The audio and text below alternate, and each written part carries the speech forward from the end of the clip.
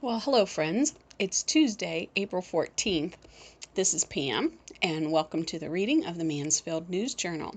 We begin today's reading with the area deaths. Jason Sherman Bomberger, 28, of Mansfield, passed away on Good Friday from a heart-related illness. A small graveside family service will be held at 1 p.m. Thursday in Pavonia Cemetery, Mansfield. A future gathering celebrating Jason's life will be held at the family pond and will be announced at a later date. Werner Goff Funeral Services Limited is handling the arrangements. John E. Dawson Jr., 55, of Mansfield, passed away at Ohio Health, Mansfield, on Wednesday. A memorial service will occur at a later date. The Diamond Street home of Wapner Funeral Directors is honored to serve this family. Anna M. Katie Ellish, 84, of Cleveland, passed away April 6th, Secker Funeral Home. Brenda J. James, 68, of Mount Gilead, passed away April 12th, Snyder. Basil H. Manastra, 90, of Lexington, passed away Thursday. A memorial and celebration of life services will be held at a later date. His family welcomes phone calls from family and friends expressing their condolences. You may call at 419-884-3312. The Lexington Avenue Snyder Funeral Home is assisting the family with services. Cindy Powell, 46, of Mansfield, passed away April 10th. Smalls Funeral Services. John W. Toney, age 87, of Ontario, passed away early Saturday morning at the Good Shepherd Nursing and Rehabilitation Center in Ashland. Due to the COVID-19 pandemic, a memorial service will be held at a later date at Grace Episcopal Church. The Ontario home of Wapner Funeral Directors is honored to serve the family. William D. Van Tilburg passed away peacefully from this life on April 11. He was 82 years old. Due to these difficult times we are experiencing together, the family will be holding a private service. Denbao Gosh Funeral Services is handling the arrangements. That concludes Tuesday Mansfield News Journal area death notices. Now for our first article. Coronavirus in Ohio. 39 cases in Richland County. 14 people have recovered, by Monroe Trombley, Mansfield News Journal. At least 39 people have tested positive for the novel coronavirus in Richland County, the county's public health agency reported on Monday. The Ohio Department of Health lists 43 people as having tested positive, which can be explained by people who have likely visited Richland County to be tested, but are not actually residents of the county, according to Reed Richmond with Richland Public Health. It could be that their doctor is in Richland County and they live in Ashland County, so their doctor directed them to a Richland County testing site, Richmond said. Richland Public Health reported Monday that 14 county residents have recovered from the virus after having tested positive, and 16 people remain hospitalized. John Dawson of Mansfield, a corrections officer who worked at Marion Correctional Institute, died last week from the virus. The latest number from Richland Public Health includes those in Shelby. The City Health Department reported Monday that 3 Shelby residents over 4 days have tested positive for COVID-19, the respiratory illness caused by the novel coronavirus. 2 of the 3 people work out of town at the same facility and are quarantined at home. The other person is retired and receiving treatment at Ohio Health Mansfield Hospital. The first Shelby resident who tested positive for the virus, reported on March 31st, has now recovered, the City Health Department said. 6,881 cases of the coronavirus have been confirmed in Ohio. 94 cases have been listed as probable, a 5% increase in the cases from Sunday. In total, 2,033 people have been hospitalized in Ohio since the pandemic began, with 613 in intensive care units. There have been 65,112 tests administered in the state, according to the Ohio Department of Health. During his daily briefing, Ohio Governor Mike DeWine confirmed Monday the first death of a prisoner in Ohio from the virus. He said the prisoner, an elderly man at Pickaway Correctional Institution, has a long-term chronic illness. The test indicated the positive results came back Monday.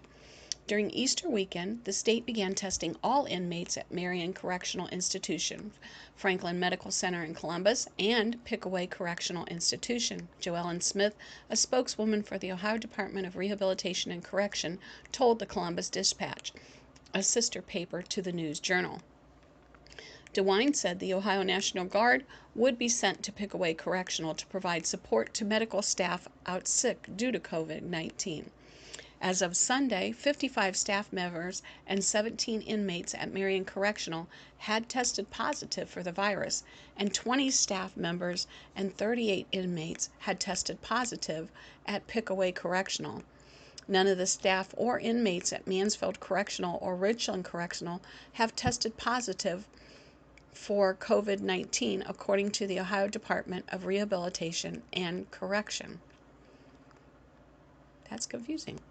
DeWine announced Monday that the state will begin to release information on nursing homes where cases of the coronavirus have been confirmed, as well as to the number of cases at each facility. ODH last week denied requests by news agencies for that information, citing a state public record law exemption for protected health information. DeWine said Monday a new public health order will require all long-term care facilities to notify residents and their families within 24 hours of a resident or staff member testing positive for COVID-19. DeWine said a full list will be made available on the state's coronavirus website. Families of long-term care residents have the right to know if individuals associated with the place where their loved ones are sick, DeWine said. DeWine also said an order will be issued limiting liquor sales to Ohio residents in Ashtabula, Trumbull, Mahoning, Columbiana, Jefferson, and Belmont counties. DeWine said the order comes after he received reports from local authorities complaining that people from other states have been coming in to buy liquor.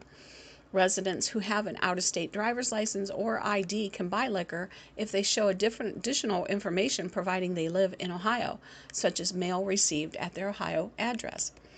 Protesters outside the Ohio State House Monday voiced their disagreement with the state's action to combat the spread of novel coronavirus, with some calling for DeWine's resignation. Moving to our next article. Mansfield Finance Director projects 20% revenue loss due to the coronavirus, by Monroe Trombley, Mansfield News Journal.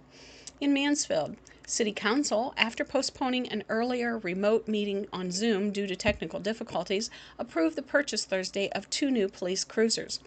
But in the same meeting, Council's Finance Committee decided against moving forward with legislation to spend nearly $43,000 on gear and equipment for the Mansfield Fire Department over concerns about revenue in the midst of the novel coronavirus pandemic. Much as other municipal governments, Mansfield receives an outside portion of its revenue from income taxes, which are expected to plummet as Ohioans file for unemployment benefits due to business closures. Lynn Stewart, Finance Director, estimates a 20% revenue loss. It's really early to tell what's going to happen with the revenue, and we might have to do a mixture of possibly using some of the budget stabilization fund and possible cuts, Stewart told council members, referring to the city's rainy day fund. Stewart said a clearer picture of the city's financial outlook will come May 15, when April figures come in. Stewart, before council voted, cautioned that buying new cruisers for about $118,000 would possibly result in the police department having to cut expenses. Lori Cope, Safety Service Director, in conjunction with Police Chief Keith Porch, recommended the cruisers be bought, acknowledging that adjustments may have to be made later this year. Porch had initially requested 6 new cruisers. To pay for the 2 2020 Ford Police Interceptor cruisers, Council last month diverted $100,000 away from downtown Mansfield and destination Mansfield, Richland County, dealing a blow to their revenue. On Thursday, Council also approved $20,000 from the Safety Service Fund to help pay for the cruisers. The Finance Committee approved a motion made by the committee's chairman, 3rd Ward Councilman John Van Harlingen, to table the 4 bills paying for new fire department equipment that Fire Chief Steve Strickling called needed and necessary. That includes gear for 5 newly hired firefighters, condemned fire hoses, and equipment for a recently purchased ladder truck, which Strickling says he requested in February. I can't send them to training, the academy, or anywhere else with no gear, Strickling said, referring to the new firefighters. Want to stay informed about what's happening in our community? Download our News Journal app. Van Harling expressed concern in using money from the city's unappropriated balance of $1.1 million, a figure that Stewart cautioned is based on assumptions of how much revenue the city will collect and, in turn, how much it will spend. Under all the circumstances that are going on, I think we need to preserve every ounce of that unappropriated cash balance right now, Stewart said. Van Harlingen said $1.1 million is the lowest unappropriated balance the city has projected since coming out of fiscal emergency in 2014. At this point, I don't even know if we'll have anything available, and I would not recommend trying to start dipping into that, Stewart said. Van Harlingen wants the law department to weigh in on whether other city funds, Fund 420 and 422, could be used to pay for the equipment instead of the estimated unappropriated money. Strickling objected to that plan, saying the fire department uses those two funds to make loan payments and to pay for big-ticket items like fire engines, pumpers, ladder trucks, and station expansion. One of the things we have to purchase very soon is another squad truck, Strickling said. I'm going to be bringing that to you very soon, and I wanted to use that 420 money to purchase that squad truck, either in the form of a loan or partially outright. John Spahn, law director, nor anyone from his department participated in Thursday's Zoom meeting, which was live streamed to the city's Facebook page. The city's budget was a source of concern even before the novel coronavirus forced city and state economies to grind to a halt. Mansfield, before the pandemic, had assumed that income tax revenue would be 5% higher than the amount estimated according to a 5-year forecast. But despite figures that showed Mansfield had been projected to collect more revenue than in previous years, appropriations have been putting a strain on the budget for at least the past 2 years. We're overspending. We're not staying within our means, Stewart said last month. That strain is making it increasingly difficult for departments to upgrade or replace aging equipment. Departments had requested over $4 million in capital outlay this year, none of which was funded, aside from police cars when Council passed the 2020 budget last month. On Thursday, Council also made the unprecedented move of revoting on a bill to approve the city's plan for how to allocate 2020 Home Investment Partnership Program money. At first, the bill passed 5-3, with Van Harlingen, 5th Ward Councilman Jason Lawrence, and 4th Ward Councilman Alamar Davenport voting no. But because the bill didn't initially receive 6 out of 8 possible votes, it did not pass on emergency, meaning it could not take immediate effect. It would have gone into effect 30 days after Mayor Tim Thaker signed it. And with the addition of a public comment period, that throws a wrench into the city's deadline of May 15 to submit plans to the U.S. Department of Housing and Urban Development that detail how this year's Home and Community Development Block Grant CDBG funds will be allocated. The 2020 Home Plan did not include funding for 2 affordable housing projects after Tracy Bond, Community Development Director, recommended they not receive federal funds. Bond, despite skepticism, has maintained in recent weeks that North End Community Improvement Collaborative, the NECIC, and the local District of Area Agency on Aging, the AAA, did not meet requirements stipulated in their applications, and has said the groups could potentially receive unspent home funds that were awarded to the city in previous fiscal years dating back to 2015. Community Building Partners CEO Joseph Recchi, on behalf of AAA, penned an April 7 letter addressed to Spahn, Bond, and members of council, arguing that AAA is asking for and is eligible for a preliminary award of home funds, citing the difference between that and a final commitment of home funds.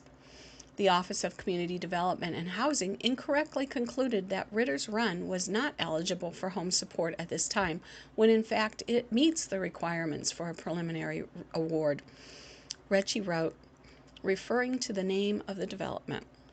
After Bond voiced concerns about meeting HUD's deadline, Van Harlingen asked if there could be a revote. He and 6th Ward Councilwoman Jean Taddy, after consulting Robert's Rules of Order, decided to proceed. At-large Councilman Phil Scott, remarking that he could not recall there being a revote in his 13 years on council, made the motion to vote again, with Davenport voting against. Davenport and Lawrence again voted no on the legislation, while Van Harlingen flipped his vote. Thaker told council that Spahn, law director, would review the initial vote and the revote in other news. Oh, sorry about that. In other news on council, first point, approving leasing of an 0.62 acres of city land, part of Hamilton Park, to the American Transmission System through July. The company is working with First Energy for the US 30 improvement project. Next item, approved transferring 14 city, mostly vacant properties to the Richland County Land Bank that no longer serve a public purpose. Next point, approved the mayor to submit the city's annual action plan that details how 2020 CDBG and home funds will be appropriated. Next point, accepted donations totaling $2,053 for Cyclops Field improvements from Vasu Communications, Inc. $50 from, for Cyclops Field. Let me start over. New point. Accepted donations totaling $2,053 for Cyclops Field improvement from Vassar Communications, Inc., $50, CCI Midwest, $251, Calls Electric, $252, International Association of Firefighters, $300, Telx LLC, Tom Sneeringer, $300, Mechanics Bank, $300, and Gorman, Rupp and Associates, $600. New point. Accepted donations totaling $450 for Mansfield Police Department crime prevention materials from Roby Foster Miller Eric, $50, Stephen Brown, $100, Reinhardt Walters Danner and Associates, $100, and Kyle Kennedy, $200. Next point, accepted a $1,000 donation from Walmart to buy patrol shields for the police department. Our next article is titled Galleon Crestline Chambers Efforts to Keep Members Engaged Move Online by Gare Goebel, Bucyrus Telegraph Forum. In Galleon, seeking a no-contract way to bring people together, the Galleon Crestline Area Chamber of Commerce is turning to technology. At 5:30 p.m. on April 15, the Chamber will have its first Chamber After Hours Distancing Social, Chamber Executive Director Miranda Jones said. We're in a Facebook group with other chambers around the country, and a lot of other chambers are doing similar things, just to keep their members engaged and their community up to date on what's going on with certain activities within the community and within the government. I mean, things are changing daily, she said, and we miss our members. We miss being able to interact with people.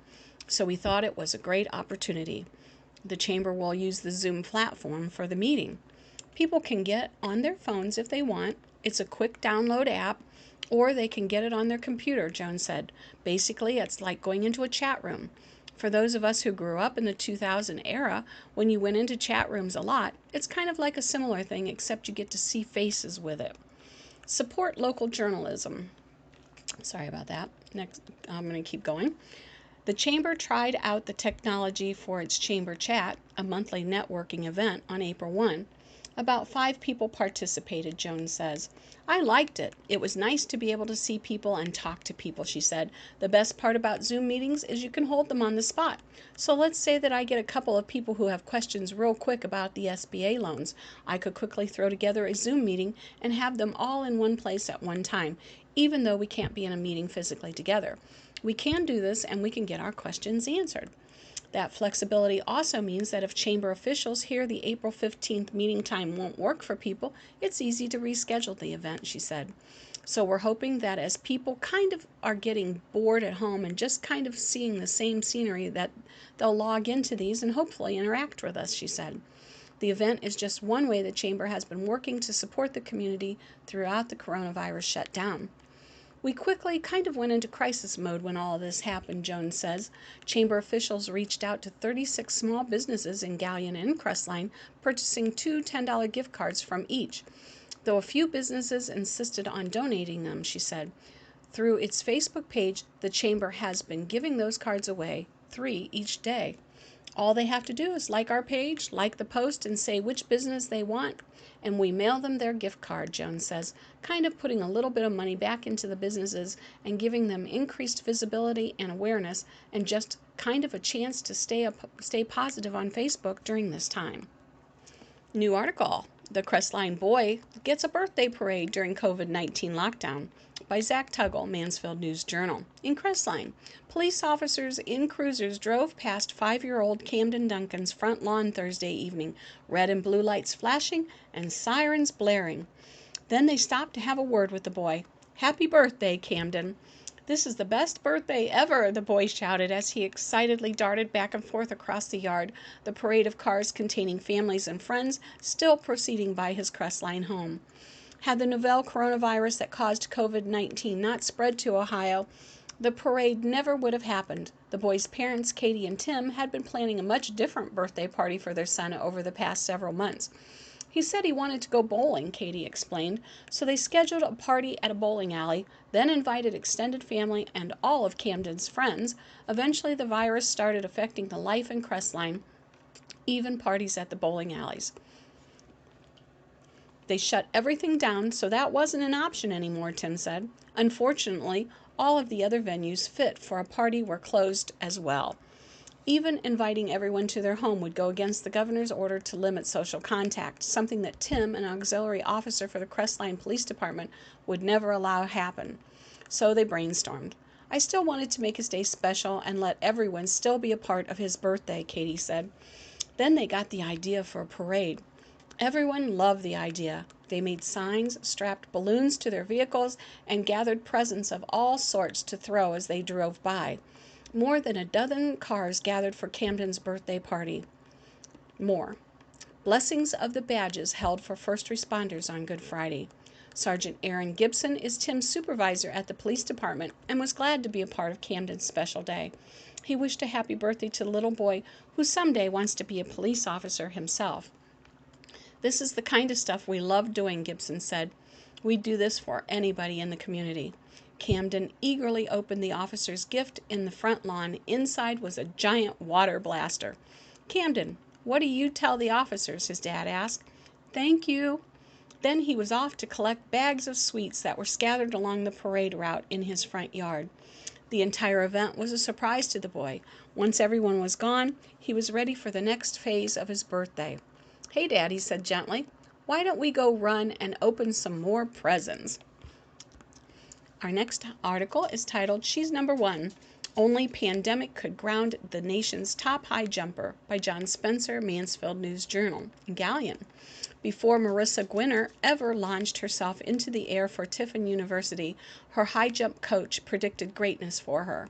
More specifically, Keith Ryder predicted she would clear 6 feet by the end of her sophomore year this spring. "That's what I told head coach Jeremy Croy when she committed," he said. "What no one could have predicted is a pandemic that has brought sports at every level and life, the way we know it, to a screeching halt. Otherwise, there's a very good chance Ryder would have been prophetic." Gwinner was ranked number 1 in the country with a school record height of 1.80 meters, or 5 feet and 10.75 inches, and was the prohibitive favorite to win an indoor national title when the NCAA Division II championships were canceled last month, less than 24 hours before the meet was to begin in Birmingham, Alabama. "It was heartbreaking," Gwinner, a 2018 Galion High School graduate, said. "Not only did we have a couple of fifth-year seniors among the qualifiers, I had 2 teammates in my event group where it was their first time going to nationals. It was so heartbreaking," Ryder said. "Couldn't even come to our hotel rooms to tell us. He had to text us because he was crying." For Gwinner, there would be no matching the national title she won last year outdoors, a first in the history of the women's track program, and there would be no back-to-back titles outdoors because all NCAA spring sports were canceled as well. So as close as she came, she'll have to wait to scale 6 feet. It seems destined to happen eventually. It's just that the time for it to happen last month seems so right. In the Great Midwest Atlantic Conference meet 2 weeks before Nationals, Gwinner twice broke her own school record of 1.76, which is 5 foot 9.5. First by clearing 1.77 meters, and then by bumping the bar up to 1.8 and making it over on her third and final attempt. It was a clear jump, Gwinner said. I didn't touch the bar. I had some height over it. It was crazy. Everybody went nuts. After that, I said, I'm done. Ryder agreed. I didn't want her taking a bunch of jumps with nationals coming up in 2 weeks, so we shut it down, he said. There was no point in pushing it that day. She had already won and got the leading mark in the nation. Gwinner won her national title outdoors last year at 1.7 meters or 5 foot 8 inches, so she's improved by nearly 3 inches since then with 2 more years left. 3 if she opts to take the extra year granted to spring sports athletes by the NCAA. I never wanted to take a redshirt year, she said, even when I was being recruited by bigger Division I schools, including Ohio State. Redshirting was talked about. I didn't like that. I didn't want to stay in college that long. I don't know if I want to go to grad school. I knew after college I wasn't going to high jump anymore. I was prepared to graduate college, be done with it, and move on with my life. Now I'm like, do I want to further my education and still get to do what I love, or do I just want to end it? Gwinner could quit tomorrow knowing she already is the most successful women's track and field athlete in school history, thanks to her national championship, multiple conference titles between indoor and outdoor seasons, and multiple All-American honors. But she's having too much fun helping Tiffin reach national prominence to do that. This year's team was ranked number 10 in the nation heading into nationals, with 7 qualifiers in 8 events ready to compete in the meet, including fellow high jumper Mercedes Francis. People seeing me go Division II were thinking, oh, she couldn't go to Division I, she couldn't do it, Gwinner said. I never won a state championship in high school. All I got was a bunch of All-Ohio's. Finished 3rd as a freshman, 4th as a junior, and runner-up as a senior. I wanted to go into my freshman year of college and be like, I'm Marissa Gwinner, and I'm a high jumper. But a lot of people doubted me. I remember getting interviewed after state my senior year, and a reporter said, you just couldn't do it, could you? I took it upon myself at that point. I want to make a name for myself. I want to help establish a program and bring it more athletes. Everybody knows about the Tiffin men in track and field. They've won back-to-back national titles, 2016 and 2017, and have a bunch of national champions, but the girls never had that. We never even won a conference champion until my freshman year when we won both indoor and outdoors. We had the best women's team Tiffin had ever seen this year, and we were all so ready to go. Last June, Gwinner and former Galleon teammate Kerrigan Myers were texting congratulations to each other. Gwinner had her national championship and Myers won a state title in the 100-meter hurdles, dethroning a 2-time state champ and state meet record holder. Now they can commiserate together. Gwinner was denied her bid for a second national championship, and the University of Nebraska-bound Myers, a high school All-American, didn't get a chance to compete in the New Balance Nationals in New York, which was also canceled, after winning a state indoor title in the 60-meter hurdles in record fashion. Her final prep season outdoors is also in serious jeopardy. But it's easy to get a sense that the best is yet to come for both of them. Gwinner has switched majors from communications to digital media and design. She's an undergraduate teaching assistant in that department and works for the school's photography department, helping with the production of photo shoots. She's even taken pictures at football and basketball games. Hopefully, she'll have the camera trained on herself when that moment arrives and she reaches that milestone her coach predicted for her. She jumped 5 foot 8.5 as a Galleon 9th grader, so the potential for a 6-foot jump has always been there. It's continuing to get comfortable with more and more speed and hitting the right body position with her plant step, Ryder said. We slowed her approach down her freshman year and tried to get her more consistent with her jump, and now we're slowly adding more speed to her approach. To jump higher, you have to bring in more speed. It's about taking horizontal speed and turning it into vertical height.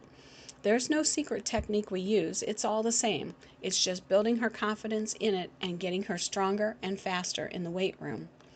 Well, my friends, this is PM saying that this concludes our reading of the Mansfield News Journal for Tuesday, April 14, 2020. During these difficult times, please keep safe and make it a great day.